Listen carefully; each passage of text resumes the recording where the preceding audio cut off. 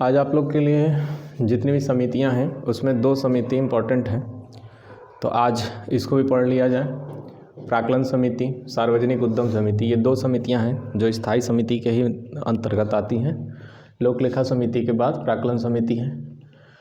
इसका गठन कब हुआ है उसको देखना है। क्वेश्चन इससे पूछा जा चुका है।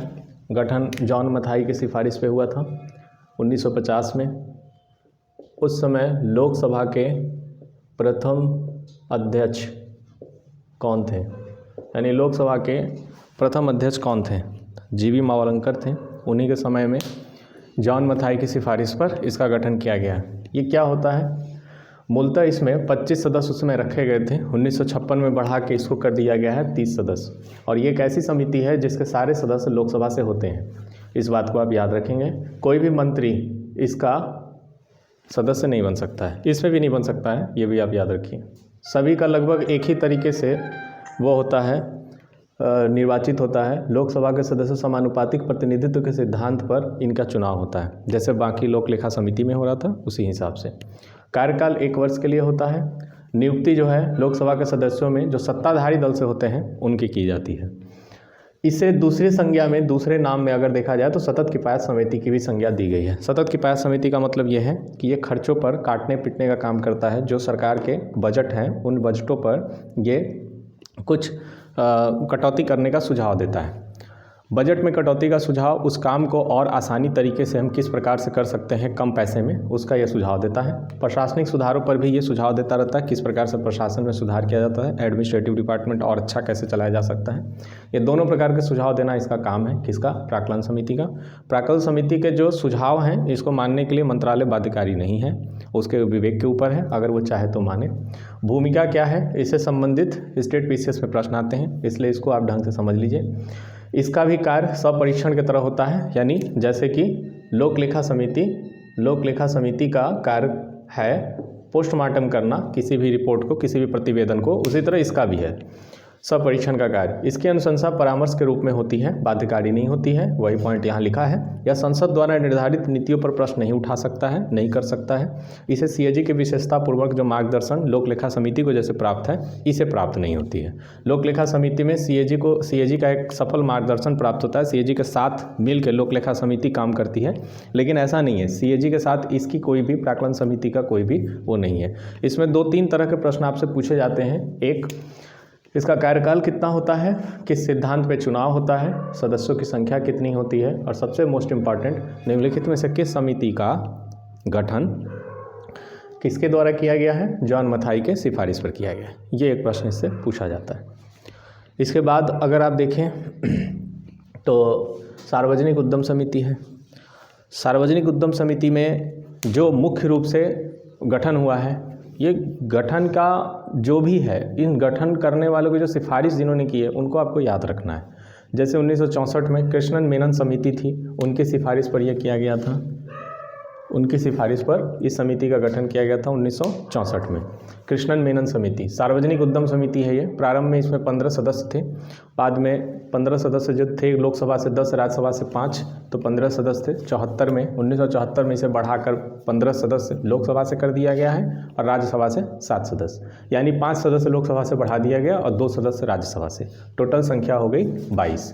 तो 22 आप देखेंगे आंकड़ा तो 2 समिति मिलेंगे, एक लोक लेखा समिति और एक सार्वजनिक उद्यम समिति। दोनों में 22 सदस्य हैं और दोनों में लोकसभा से उसमें भी 15 हैं, इसमें भी 15 है। राज्यसभा से 7 हैं, उसमें भी राज्यसभा से 7 हैं। तो सदस्यों की संख्या में समानता आपको मिलेगी, किसमें?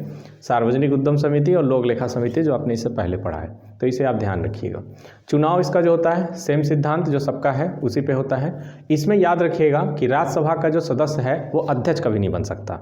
इस बात को आप याद रखिएगा। राज्यसभा का सदस्य अध्यक्ष नहीं बन सकता। राज्यसभा का सदस्य होते हैं 7, लेकिन अध्यक्ष के रूप में राज्यसभा के सदस्य को नियुक्ति नहीं होती। कार्य क्या है? सार्वजनिक उद्यमों के प्रतिवेदन एवं लेखा की जांच करना और सार्वजनिक उद्यमों पर सीएजी के प्रतिवेदन की जांच करना जो सीएजी ने दिया था। इन 2 प्रकार के सार्वजनिक रूप से जो काम हो रहे हैं उन पर देखना। तीसरा, सार्वजनिक उद्यमों से संबंधित ऐसे अन्य कार्यों का संचालन जो लोक लेखा समिति या प्राक्कलन समिति के पास था, अगर लोकसभा अध्यक्ष द्वारा उसे सार्वजनिक उद्यम समिति को सौंप दिया गया तो उस कार्य को भी ये करते हैं। इसका सीधा सा मतलब है जो काम लोक लेखा समिति को आपने दिया था या प्राक्कलन समिति को दिया था, अगर लोकसभा अध्यक्ष इस समिति को वो कार्य उठाकर दे दे तो ये उसको भी करने के लिए बाध्य है। ठीक है, तो इसके आगे विभागीय स्थायी समितियां कौन सी हैं? लोकसभा के नियम समिति के अनुशंसा पर 1993 में 17 विभाग समितियों का गठन किया गया था। बाद में 2004 में 7 समिति और बढ़ा दी गई, तो 17 7 जोड़ेंगे 24 हो जाएगा। वर्तमान में 24 विभागीय समितियां हैं। विभागीय समिति का मतलब हर विभाग के लिए एक समिति का गठन किया गया है।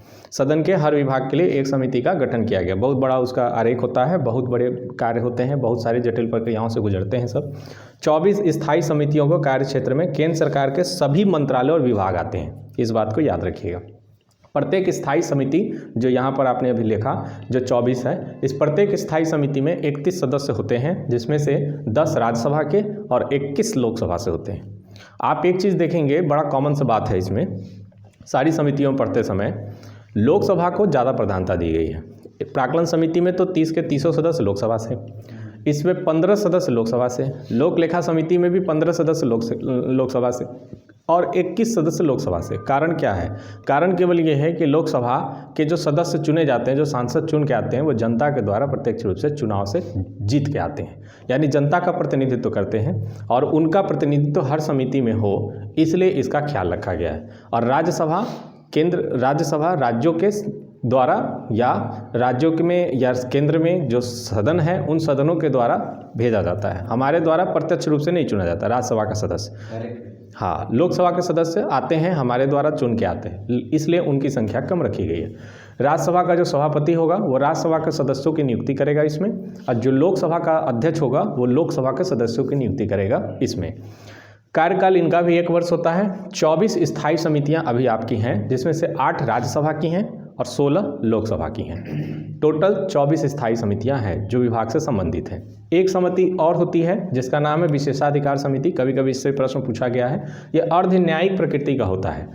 कार्य इसका क्या है? सदन तथा सदस्य के विशेषाधिकार हनन संबंधी मामलों की जांच करना है। यदि सदन में किसी सदन के सदस्य का विशेषाधिकार जो उसको मिला हुआ है, विशेष अधिकार जो उसको प्राप्त है, अगर उसकी हनन होती है, उसके साथ अन्याय होता है, तो उसकी ये जांच करता है विशेषाधिकार समिति। इसलिए इसको कहा जा रहा है अर्ध न्यायिक प्रकृति का समिति है।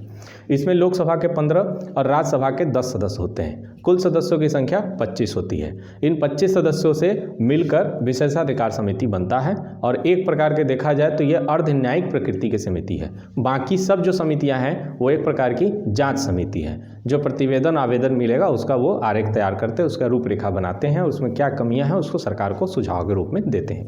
यही समिति है। सभी समितियों में सर लोकसभा और राज्यसभा के सदस्यों का कार्यकाल एक ही वर्ष होता है? हाँ, एक ही वर्ष होता है। सारे सदस्यों को जैसे जैसे 1 साल का कार्यकाल पूरा होता है और दूसरे सदस्यों को अगले साल चुन के उनको भी समिति में सदस्य बनाकर कार्य करने का उनको भी एक प्रकार से मौका दिया जाता है, अवसर प्रदान किया जाता है। इसलिए 1 साल की समिति बनाई जाती है।